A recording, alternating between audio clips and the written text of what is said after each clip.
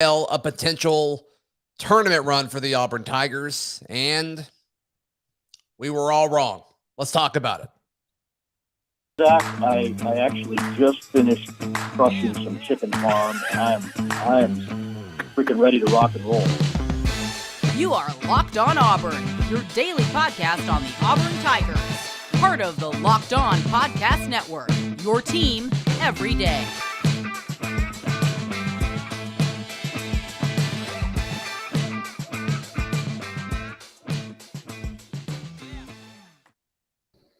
Yes, welcome on into Locked On Auburn, your daily Auburn Tigers podcast. I'm your host, Zach Blackerby, joined by Auburn message board legend Charlie 5 minutes after Auburn falls in the round of 32 to the Miami Hurricanes, 79-61. And man, there's no other way to put it. That was tough to watch, Charlie 5. That was a tough one. That's an understatement. That's an understatement. You kind of feel, it's like you just felt it coming and we couldn't do anything about it. Got real panicky.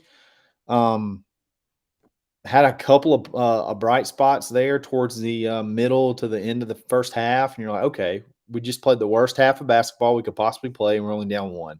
Kessler played 4 minutes. We're going to be fine. We're going to be fine. And then they came out and scored 6 straight points, or maybe 8 straight points. And too many. Man, just couldn't. Then it was just over. We couldn't make layups. We couldn't. Just didn't turn the ball over. We just didn't have that guy that could just go get a bucket. I think KD had a pretty good game. The kind of game that you need to have to be able to win tournament games. But you had probably not collectively. You definitely had the worst games that Jabari and Kessler had all year. Worst 2 games in times when you can't have it. Individually or just both, as a tandem? Individually and combined. The worst games you could ever possibly have. They both had them. Kessler didn't make a shot from the floor, and Jabari was like 2 of 18. And a lot of it was like point blank range, maybe 3 because he hit that three down there at the end. So yeah, it was it was tough. It was tough. Yeah, and one of the other Locked On hosts sent me a text right before the game and was like, Jabari 18.5. That's a good bet, right? I'm like, yeah, I think so. I think he's gonna have to have it. Yeah. And it's just it didn't happen. And so just the way this goes, it's such an outlier from the rest of the season. And people brought this up, and there was a few times where I don't think the stat really matters, but everybody loved hanging their hat on the fact that Auburn hadn't lost a game by more than 10 points this season. Every loss was close. Every loss was so competitive just because they were fighting and clawing, and, they never allowed the other team to gain that much separation from them, or they just clawed back when it mattered most and just that relentless force that they had. Get you some of that 20 points or 19 or whatever it was that we just close. We just got smoked by. Staying close. And so, I just don't think this team ever felt anything close to what they're feeling right now, because it's a combination of, they never got their butt whooped. I mean, their first 2 losses were in overtime. And so, they just never really felt that. And then, they're having to feel it for the first time when their season's over. I hate it for them. I mean, and there's so many just lovable people on this team. Yeah. It's just, they're really hurting right now. Yeah. It's going to be tough. It's going to be tough. And, there's going to be a lot of guys that feel like, they could have played better, and this will be the end for them, or the end of their season, and it goes out on you.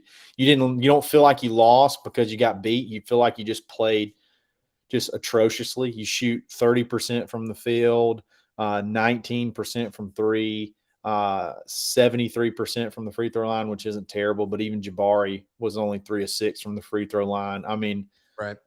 It's crazy. He had 10 points and 15 rebounds. He played hard. He just couldn't get anything to fall. Kessler, that's one of the worst performances I think I've ever seen. Definitely that I've ever seen him play. And he played a lot of minutes. I think he probably played better in that early Florida game. That 2-game stretch where he fouled out so quick. it's just, man, that is bad. It's just crazy, man. We got production from the bench. Jalen came off and popped earlier. I don't think he missed a shot all night. He played really good. I honestly thought we should have played him at the 5. He has some pretty decent post moves. They didn't have a big guy. He was the only guy that I felt like was scoring, could get us a bucket. Gosh, and his defense was really, really good too. He moved so well. And I was getting ready, Charlie 5, when Auburn was clawing back at the end of the first half. Yeah. I was getting ready to push the whole tournament Jalen narrative because I think he went 3 for 3 for 8 points. Like, I don't think he missed a shot before he had to leave against Jack State when he lost his teeth. So I was getting ready to push a whole, like, all right, tournament Jalen, here we go.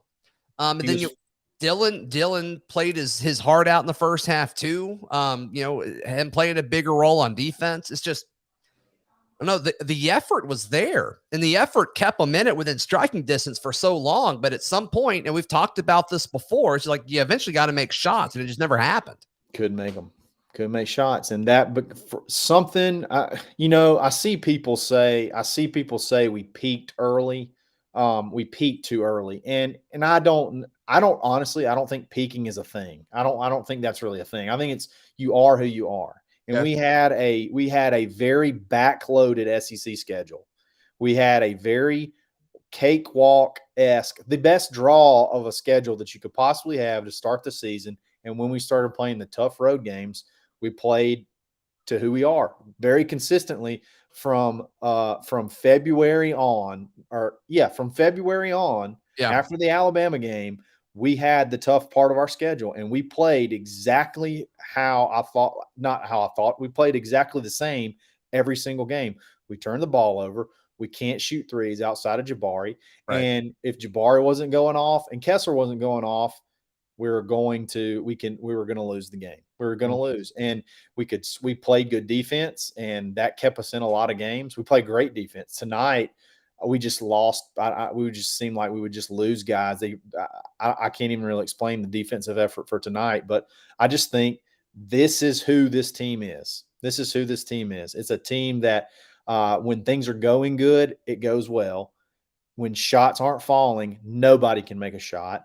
But you still play good defense, and maybe you can get yourself back in it. Maybe you can't. But the last month to 2 months of this season, I feel like is who this team really was. As hard as it is for me to say that, that's who I believe this team was. We just didn't have.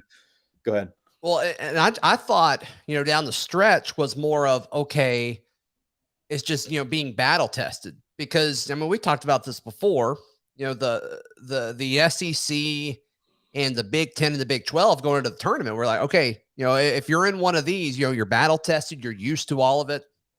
But now it's the ACC that's absolutely killing it in the tournament. And, all these other conferences are falling apart. So props to the ACC, and props to, but I guess Miami, Duke, and North Carolina, all with big wins. If you would around the 32, so props. If you would have told me Miami shot 3 of 15 from 3, I would have told you we just beat them unmercifully. They beat us inside, which I didn't think there was anybody that could do that to us. I didn't think anybody could score inside on Auburn, and they absolutely picked us apart. I don't know why every single team didn't do this. They just pulled Kessler out of the middle. We never went to a zone or anything like that. We just continued to play man. They pulled Kessler out of the middle, and then he would either get in a one-on-one situation with an athletic person on that Wong kid, and he would score every single time because Kessler is not a defender in space. Kessler is a rim protector, and we never changed. We never changed it. We did the same thing the entire time. They mismatched us. They got us switched into the matchups that they wanted. They pulled Kessler away from the basket, and they scored in the paint at will. And we never changed. We never changed anything. Right. Yeah, I'm frustrated about defense. I'm very, very frustrated about defense. Well, I think, to be fair, the defense, on the defensive side of things, I think you did enough. I just think how many turnovers did we end up having? Not an inordinate amount, 13. That's a lot, but it's not like. Well, that's crazy when you look at. I think Auburn had 9 in the first half. So the fact that you only ended with 13 is actually pretty But like impressive. Missing layups, point blank range, that's just as good as a turnover. You know what I mean? Like that's just as bad as a turnover. And there were some shot attempts, and you could feel those possessions when whoever it would be was taking it down the floor, where it's like they're about to do something too quick, they're about to force something, and that was that was it. I mean, there was so much of this game where it's just like it's about to happen, and unfortunately it did. Seen a lot of Miami people say like, don't downplay the team you just beat. I don't think that makes any sense at all. Like you guys just beat a really, really good team. So like that just doesn't make a whole lot of sense to me. But congratulations, seriously. I mean, you guys I think you got a great matchup with Iowa State next. I really, really do. So I mean, I think you guys have a date with Kansas for a chance to go to the Final Four, which is gonna be crazy. Good for you guys.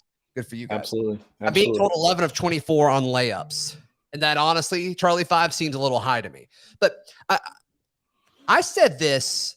I mean, Auburn was missing a ton of layups even when we were playing well.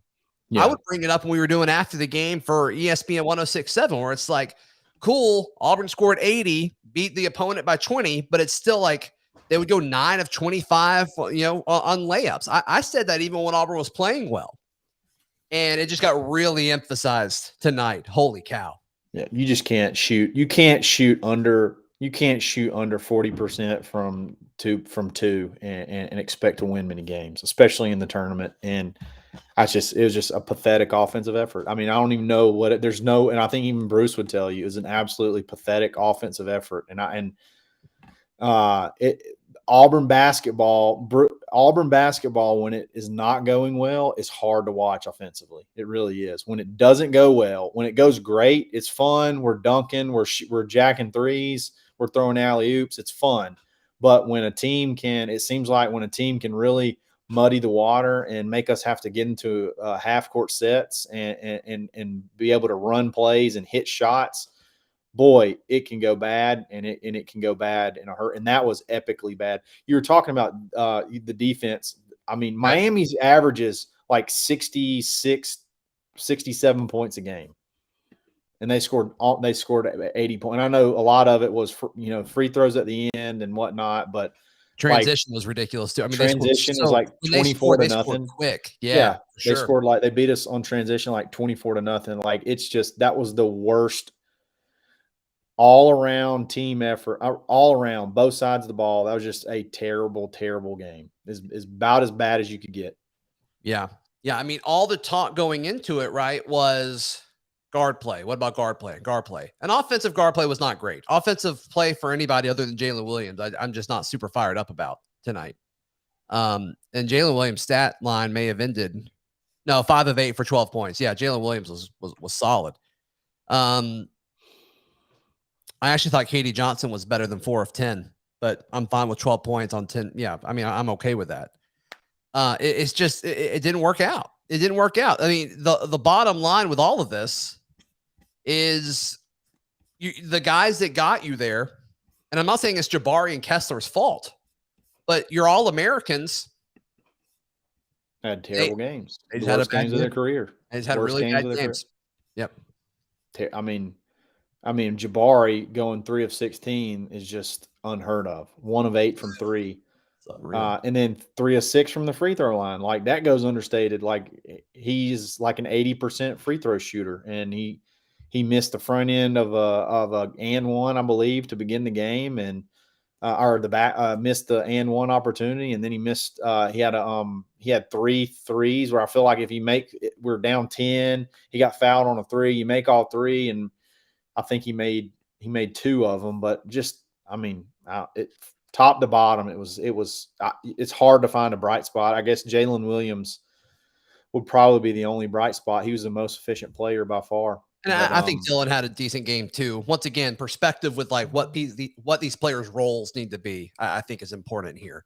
A few of you guys asking, can you ask questions? Yes, but I'm not going to answer questions like what is Bruce Pearl's buyout. But if you want to ask an actual question, you absolutely can. Real quick, this live show is brought to you by our friends at StatHero. For Auburn fans watching, if you are still interested in the tournament and you want to kind of find a way to have some rooting interest, StatHero is the best way to do that. Their NCAA single game pick'ems pit the star players against each other in an amazing hybrid between fantasy and sports gambling. StatHero is the easiest and fastest way to get your sports action fix. So go to stathero.com/lockedon and use promo code LOCKEDON for a 100% match. Check that out one more time at stathero.com/lockedon and use promo code LOCKEDON. Today's show also brought to you by Built Bar. Built Bar is the protein bar that looks and tastes like a candy bar. It is absolutely delicious. A few people were tweeting at me earlier today that they ordered the Built Puffs. That's where these like protein-infused marshmallows. They're delicious. Be sure to check them out. Built.com. Use promo code LOCK15 for 15% off. That is promo code LOCK15 for 15% off. That is at Built.com. All right. Where should we head next, Charlie 5? People asking about who leaves. And I think that's an important question moving forward. Who leaves? Jabari Smith is done as an Auburn Tiger. Yeah. Specific to Connor's question here, who leaves and who stays? Kessler to the draft. I think Kessler is gone. I think Kessler goes pro. And I think anything after that, Preston Cook is graduating.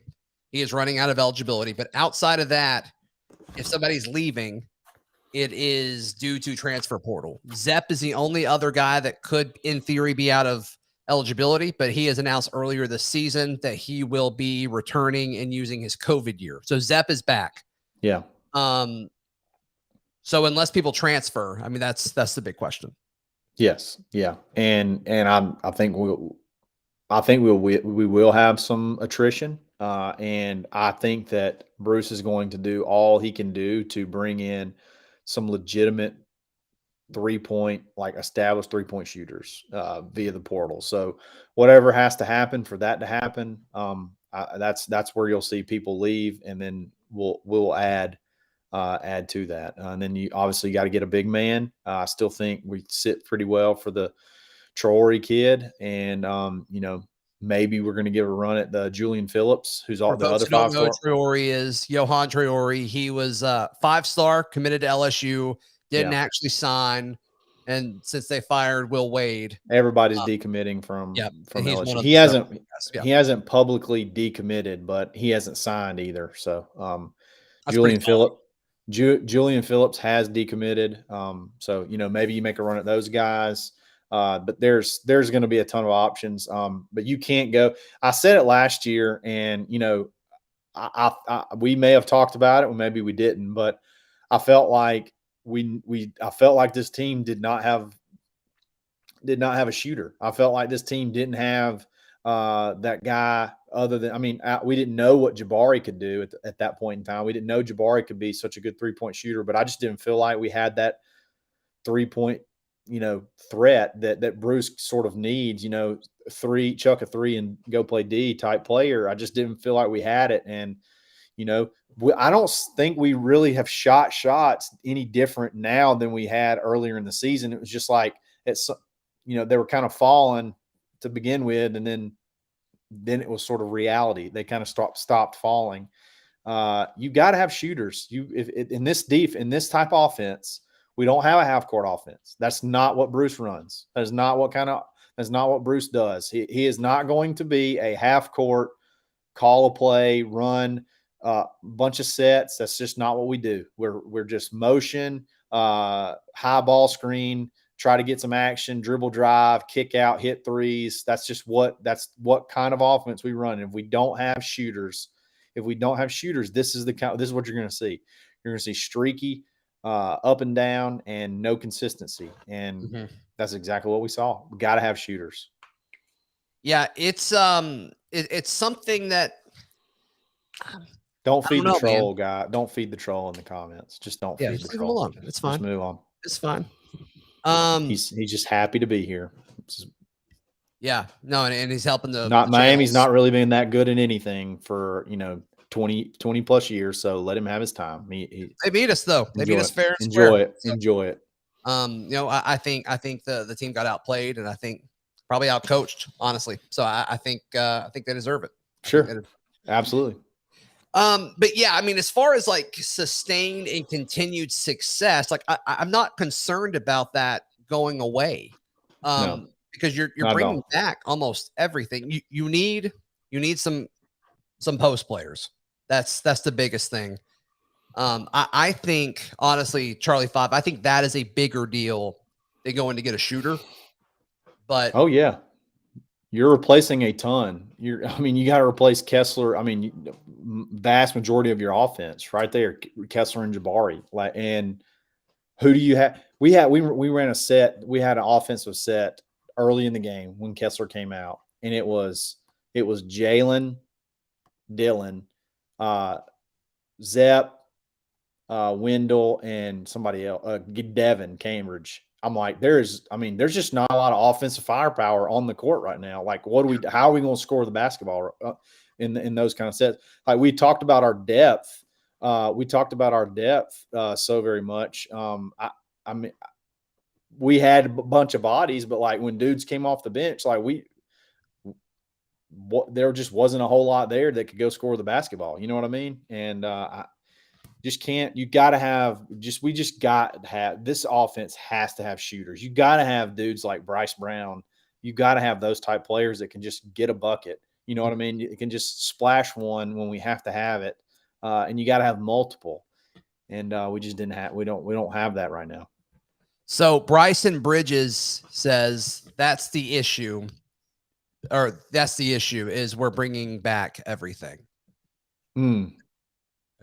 Auburn won the SEC. Do we forget that? This season, he's got a point. He's got a point to me. No, you actually think that's true? No, well, to an extent, yes. Okay. You got to have. I'm just saying, you got to have shooters. I mean, we got some guards that I think Wendell could take a huge step forward. Zepp's got to be more aggressive shooting the basketball. There was a play in the game in a very crucial moment. He got an offensive rebound and had a very clear look at a putback, and he looked for the pass instead of going up, getting fouled, putting it in. He always tries. I know we look at it as trying to make the smart play, but like he's a really good shooter. He had a step back. He had a step back 18-footer tonight. Like when we had to have it, like he can shoot the basketball. Like shoot it, man. Be a ball. Like be a little bit more selfish. And instead of putting it up, he like tried to turn around and pass it, and whoever it was had left that area, and we turned it over, and it was a pretty crucial point in the game. Like everybody can get better. It's kind of like the Auburn offensive line. Like everybody came back. I hate to compare it to that, but like everybody came back. Everybody's coming back, but like, are you going to be better? Like, are you going to be better the following year? And a lot of them are young, but I just still think you got to get at least two guys that can play their combo, small forward, two guards that are 6'5" and can shoot threes. You got to think, though, if you were a transfer, that Bruce Pro can go up to them and say, hey, I have figured out how to use transfers, have an instant impact.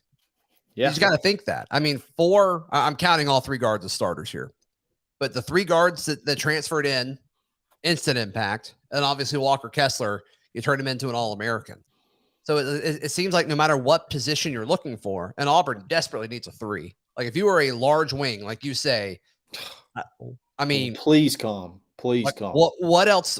What other kind of situation do you want? I can't imagine a better situation than Auburn going into next year. And maybe, I mean, I know people are going to scoff at this, but like maybe Allen being banged up all year, maybe that changes next year. Like the downhill drive, get fouled, make buckets, tough buckets. We did not. KD was that guy, and KD's 6 foot, and he plays like he's 6'5". If KD was 6'5", he would be the number one pick in the draft.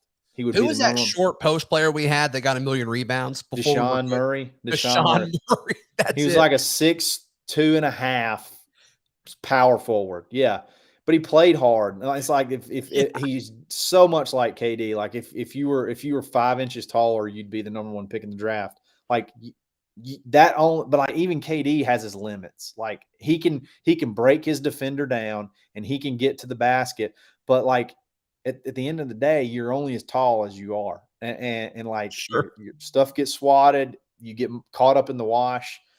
Gotta have longer bodies. Chris Westry is going to be a great addition. So I saw somebody in the comments ask if Trey Donaldson can shoot threes. I would say Trey Donaldson is a better 3-point shooter right now than Chris Westry. So, he and Wendell, I think, have a lot of similarities in their game. Trey's just bigger. Trey's a bigger kid. And he could be an instant impact, but he's going to be a freshman. Right. He's going to be a true freshman. So gotta find. I just think you just got to find shooters. Cole Taylor asked, so what I wanted to ask is, what do you think happened to Jabari, and what do you think he is going to do in pro ball, and do you think KD will stay? Well, KD has eligibility left, and he's already used his free transfer. So, KD will be here, and he's a starter. I don't know why he would leave. And then, as far as Jabari, I think he had a bad night. I don't know if he felt too much pressure. I don't know if he just got cold, but I mean, he had one of his worst nights ever. Worst night. Yeah, 3 of 16 for 10 points. And then defensively, I mean, he was out of position consistently, which is unlike him. So, I mean, I don't think it's anything deep. I don't think it's anything super analytical. And, I don't mean to take anything away from Miami, but I don't know if it's anything Miami really did either. I think they were physical, probably more physical than we thought they would be.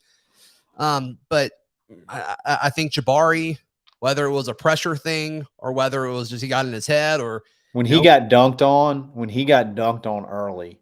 He was off before then too, though. But that was pretty early in the game. He got dunked on early, and it seemed like I don't know if it was like, okay, I got to prove something now, and he took some shots that I feel like were really forcing it. Some very low, a lot more low percentage stuff than I feel like he typically does, and the around the rim stuff though was that was the damnedest thing I've ever seen. There was one possession where Kessler had 2 looks at it and Jabari had 2 looks at it, all right there under the goal, and they missed all 3 of them. And then Kessler, it was like, in golf we call it the yips, where you just have like this mental issue going on, and especially when you're putting. Kessler had the yips tonight. He could not get the ball in, and he had some unbelievable looks, and he couldn't do it. Yeah, and I don't know if that was just because of, I don't know what it was. I don't know. Honestly, they played good defense. Like, I feel like they affected the guards more than they did Kessler and Jabari. Like, they had so many good looks inside. They weren't getting denied. Like, it wasn't like they were keeping them out of the lane. They were getting the ball in the lane, and they weren't getting blocked. They weren't getting fouled. They weren't getting anything. They were just missing. Like, just misses. I was like, it's just complete misses. No, that's what hey, and Randall, I agree with you. I know you're trying to be a troll, but I agree with you. We were a little bit overrated. Overrated in what way? Should Auburn not have been a 2 seed? I don't think Auburn not been ranked in the AP where they were. What do you mean? I think that this is who we were. This is who we are. I think that we benefited off of a easy schedule. I think we were honestly an easy early part of the schedule, and then we kind of just limped in, to the regular season as regular season champions, which is a great accomplishment in and of itself. But yeah, I do think I don't think we were clearly, I don't know that we're a very strong 2 seed. I don't think we're. But I mean, the resume, it's like, okay, Auburn. The resume was there. The resume was there. We deserved it. I just don't think we played. I don't think we were a 2 seed. I just don't think we were a traditional 2 seed. But I was having a conversation with my father-in-law, and he was just like, man, anybody in this tournament just seems like they can beat anybody. It does seem like there was a lot more parity this year than there has been in the past. So maybe we play where we were supposed. Maybe where we were supposed to be, but based on this year compared to previous years, I just don't feel like we're a super strong 2 seed. I kind of feel like we benefited off of the early body of work versus obviously where we were playing the last 2 months of the season. Gotcha. Yeah, I mean, if you win what we thought going into the tournament was the best conference in college basketball, if you won the regular season outright, like, I think you deserve a pretty good seed, but definitely backed into it. I'll give you that for sure. Also, the schedule got harder towards the end of the year, so I don't even know how I still don't see how fair that is. But William asked, would USC had been a better matchup? And we went into this, or no, I was solo on Post Game Friday. I didn't think so because of the half court situation. Normally, when you play a team that likes to run, and Auburn likes to run with them, and typically can outdo it. USC, I think, would have tried to slow the game down more, and just traditionally, we have not seen Auburn perform as well in those settings. Yeah. So that was my point of thought, but now I think the fact that, you got blown out by Miami, it's like, maybe. I don't think it. I honestly don't know that it really would have mattered. But I think we probably would have lost to both of them. But USC, I would have never thought that this team could score in the paint like they did against us, I say in the paint. 2 points, beating us to death from 2 points. I would have never thought that would have happened. And USC is the tallest basketball team in the country. They're the longest basketball team in the country. So if this little guard team, and maybe that's why they were just fast and could get us in mismatches. USC, that was one of the worst matchups to me that I saw in the whole possibilities of our whole run. Maybe Wisconsin. But I don't even really think Wisconsin is that good. I was there with you, though. I kept, in all of my reasonable brackets, every time I went through it, I was like, okay, I just had a hard time seeing Auburn get past Wisconsin. And then when Iowa State beat Wisconsin before Auburn took the floor, it was just like, oh, man, this is setting up so well. And then, obviously, you didn't get there. You didn't get there. That is a squeaky chair you're on. Sorry. No, it's cool. I like it. I was trying to take my shoes off. Smooth. Yeah. Somebody said, Dwayne Phillips, he said the Texas A&M game was a sign of things to come. I think it was way earlier than that, Dwayne, if I'm being completely honest. I'm with you. It did look bad, but I think it was earlier than that. And I'd been saying it for if you listen to after the games on Saturdays, even when we would win, that was what I talked about. It's like, man, the Missouri game seemed like the turning point to me. The Missouri game, that was after we got the #1 ranking. Yeah. That to me was the turning point. That's whenever, for whatever reason, our shooting just went to absolute, especially from three. And I'm just like, man, if we don't find a 3-point shot, we're going to be in a world of hurt. We're going to be in a world of hurt when we get to some of these tougher games. And it did. It did. We could, when you can't find it, you're going to get embarrassed. Right. Bryson asks, serious question. I'm glad it's a serious question, Bryson. Thank you. How much of this was coaching and how much of this was the players? That's tough. That's a tough one. That's a tough one. I mean, the coaches didn't shoot well. I mean, obviously, 21 of 69 is not good. 30.4% from the floor, 19% from three. Like, they got open looks. So it's hard for me to say it was, all the coaches. I'm frustrated with coaching on the defensive side. I'm fine with that. We didn't change any. This is both. It falls on the both. Answer is both. Absolutely. Yeah. But we didn't change offense. That is who we are on offense. I'm sorry. That is who we are. Shots sometimes fall.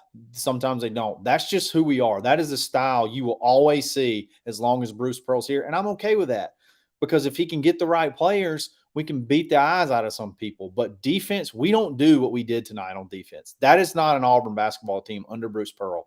We didn't change anything. They picked us apart. They switched. So they got the matchups they wanted, and they picked us apart. And I'm thinking about this. They shot 20%. They went 3 of 15 from three, and they beat us by 20. They 2-pointed us to death. That can't happen. That never happens. And nothing ever changed on defense. Nothing ever changed.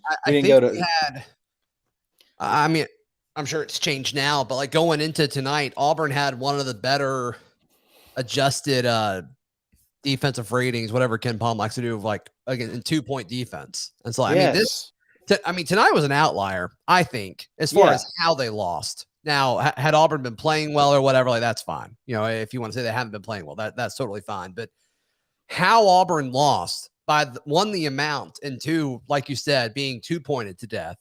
I mean, that's like the Chinese water torture. I mean, it's just like slow and painful. It's just like, oh my goodness gracious.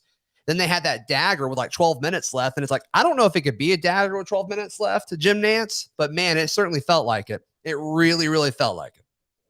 Yeah, it absolutely did. Cole, he says, do you think we didn't really play good tonight, or do you think we just weren't in the right shape, or we had a lot of pressure on us, or Walker Kessler just didn't have a good night? I guess which one of those are you asking? Did we not play good? Do we just have too much pressure, or was it just a Walker Kessler thing? Heck, it may have been a combination of all of them. I don't know if one was more. I don't know if one was more than the other one. I don't. It seemed like it was a little bit of it all, I guess. Yeah. I've seen a few comments about Tevin Brown. I touched on Tevin Brown, Charlie 5, at the end of Friday's postgame show. I think there's a real chance he plays for Auburn next year. What are your thoughts on that? I'm with you. He's definitely on the list. He's definitely on the list of guys that he's played 4 years, but he has a COVID year. He's not a super high prospect NBA right now because of the conference he plays in, the exposure that he gets. He's from Fairhope. He would be a good fit. He's 6'5". He shoots. He's a good shooter. He would not be asked to do as much as he has to do at Kent State. He could pretty much just be a shooter, and maybe drive and get some fouls and play defense. And he's long enough to play. He's long enough to be a very good defender. He's definitely on several. I mean, every list I've seen of possible that type of guy, he's on it. He's on it, and he played against Auburn this year. I think he had probably one of his better games of the year against us. He's good. Yeah. Played really well. J-Dog says we couldn't even make easy layups tonight. It was super hard to watch. Yeah, we talked about this earlier, J-Dog, but like obviously that's a big deal. Obviously, you need to make layups, but we talked about this earlier in the show. Even when Auburn was playing well, they still had nights where they went like 9 of 25 on layups. I mean, that was something that was one of the first stats. That and plus minus were the stats that I read to Charlie 5 every time we did after the game on ESPN 106.7. So I think I don't think that was a tonight thing. I think that was a thing that's happened, which plays into Charlie, your point of this is who we've been. I'll say this though, Kessler doesn't go 0-6. Like that just doesn't happen. That is a little bit different. And Kessler's I'm not making excuses, but Kessler's not been himself for a little bit now because of his shoulder. So he is definitely reeling. His elbow was bashed up from Jalen's teeth. I'm sure that impacted. I mean, not necessarily the cut, but you know what? Jalen had 2 brand new teeth in, and he went like 10 for 10 tonight. So like, you know what? Let's play through it. Let's go. Yeah. I wonder how much of it was, I mean, you're just not used to playing with like a wrap on your elbow. Like that's gotta play something, right? Maybe. I don't know. I'm just trying. But he's left-handed. He's left-handed, and that was on his right. He's on his right elbow. I don't know. Bruce just said in his presser, quote, "This was the first time all season that we got it handed to us, and hadn't been hit in the mouth like that all year." And sometimes, I hate to do this. I really hate to do this, but you got to ask the question. If this kind of loss happened in February, you can grow from it. But it just seemed like all of these either close wins or close losses in overtime, we always said like, okay, if Auburn can just, we lost Charlie 5 for a second. If Auburn can just, learn from this and get better from it, then, they can move forward. But it just didn't really ever feel like they got better from a loss this year. That's important. In 2019, I'm sure some of you guys are thinking this. In 2019, Auburn got blown out and then they rallied. Well, it was against Kentucky, right? Where Auburn got blown out in 2019 and then went on Final Four run. And so, my bad. No, it's okay. Your computer rebooted really quick. That's great. That's crazy. Great. It just went off. But yeah, I just think you got to ask the question: if this would have happened a few weeks ago, could Auburn have learned from it? And I think the answer to that is yes. But oh well. Right? Yeah. It's tough, man. It's tough. You got to, I just think this is a big, next couple of weeks are big for the, I see somebody, I don't know if this is fresh or if this has been a while. Trey Alexander, that's one you got to think about. We lost when Desi Seals committed, and then for whatever reason he didn't get in. We lost Trey Alexander.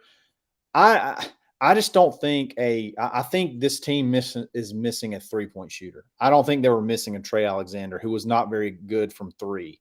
He would just been another guard that can't shoot a 3. You know what I mean? Or can't shoot threes consistently. Like this team needed a 38% 3-point shooter to like along with Jabari and everybody else to help them get to the next level. I'm just not, and maybe Justin Powell, maybe, like that kind of guy.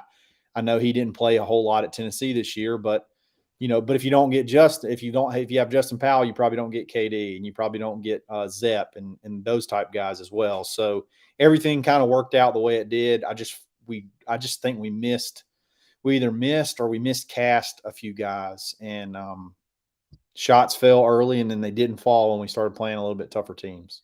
Yeah. I think Auburn fans are going to wake up tomorrow, and there's going to be extra media coverage on Auburn football because there's a viewing period, a practice viewing period tomorrow for the media. And so you're going to see all this video, and I think people are going to be all in on football again. I think this one's going to be okay. Yeah. Here's another thing. This is just going to pour salt in the wound. Ready? Yeah. Auburn will never have a draw like they had in this tournament. They will never have a path again. The path was so clean, especially with Wisconsin losing. You got to play two double-digit seeds in the Thunderous 32 and the Sweet 16, or whatever we want to call the round of 32. We need to come up with in the Sweet 16, you would have been able to play one too. So, I mean, they would have played 3 straight double-digit seeds, and then probably the worst 1 seed with Kansas. Yeah, easily the best draw that you could ever have. And oh man, Justin Ferguson just put it out. Auburn averaged 0.836 points per possession and shot 30% from the field against the nation's number 323rd team in defensive effective field goal percentage. Ouch. Justin, just kick them while they're down, man. That hurt. Yep.